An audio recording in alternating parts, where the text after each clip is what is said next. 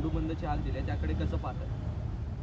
आपल्या सगळ्यांना मला सांगायचं की ग्रामस्थ बांधवांना माझी विनंती आहे की आपण ज्या काही गोष्टी आपण करतो त्या अगदी परवानगी घेऊन खूप सगळं करता येतं, तेव्हा आपण परवानगी केली पाहिजे, कायद्याचंही रक्षण केलं पाहिजे आणि चुकीच्या गोष्टीला आपण राजकीय स्वरूप पण दिलं नाही पाहिजे. या सगळ्या गोष्टीचा विचार आपण सगळ्यांनी केला पाहिजे. मला वाटतं उत्खननाला सरकारनं कधी बंदी घातलेली नाही, फक्त परवानगी घ्यायचा विषय आहे. वाळूच्या विषयात पण आपण बघतो की काही टेंडर निघत आहेत, काही ठिकाणी आपल्याला वाळू सँड पण आपल्याला म्हणजे पैसे भरून आपल्याला घेता येते. त्यामुळे थोडंसं आपण कायद्याचं पालन करावं ही विनंती या निमित्तानं मी सगळ्यांनाच करेन. ग्रामस्थ बांधवांनाही माझं तेच सांगणं राहील की आपण कुठल्याही राजकीय व्यवस्थेला चा विचार न करता प्रशासकीय व्यवस्थेचा विचार केला पाहिजे आणि जी गोष्ट कायद्यानं होती त्यासाठी बेकायदेशीर केलं नाही पाहिजे.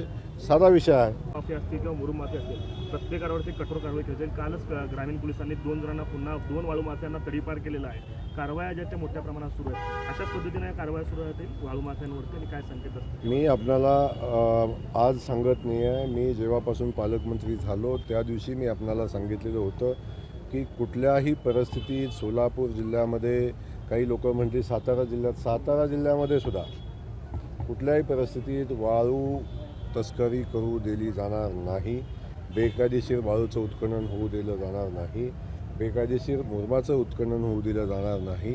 कायदेशीर प्रक्रिया आहेत त्या पूर्ण करून जी व्यवस्था उभी करायची असेल ती कोणी करायला हरकत नाही.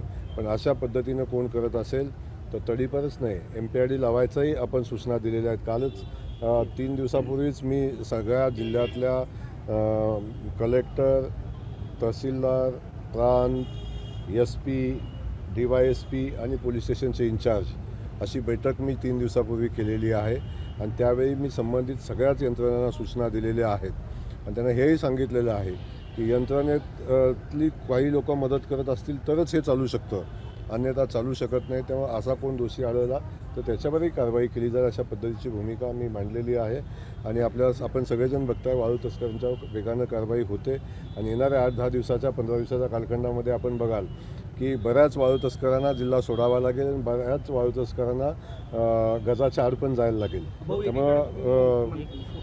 त्यामुळं वाळू तस्करांना माझी सूचना राहील की आपण आता वेगळे व्यवसाय करावेत आणि वेगळ्या कामात राहावं. कुरडू गावातील ग्रामस्थांनी आता कुणी काय बोलावं हा ज्याचा विषय आहे, पण आपलं डोकं ठिकाण्यावर ठेवून आपण काही गोष्टी बोलल्या पाहिजेत आणि आपण काय वाक्य वापरतो, आपण कशा पद्धतीची भाषा वापरतो या संदर्भात सगळ्यांनी तारतम्य पाळलं पाहिजे या निमित्तानं. आणि भारत हा सक्षम आणि मजबूत देश आहे, लोकशाही प्रधान देश आहे. या देशामध्ये लोकशाही मजबूत आहे. अशा व्यवस्थेवर अशा पद्धतीचं भाष्य करणं मला वाटतं एवढ्या उच्चपदस्थ नेत्याला फार शोभा देत नाही आहे. कर्नाटकचे मुख्यमंत्री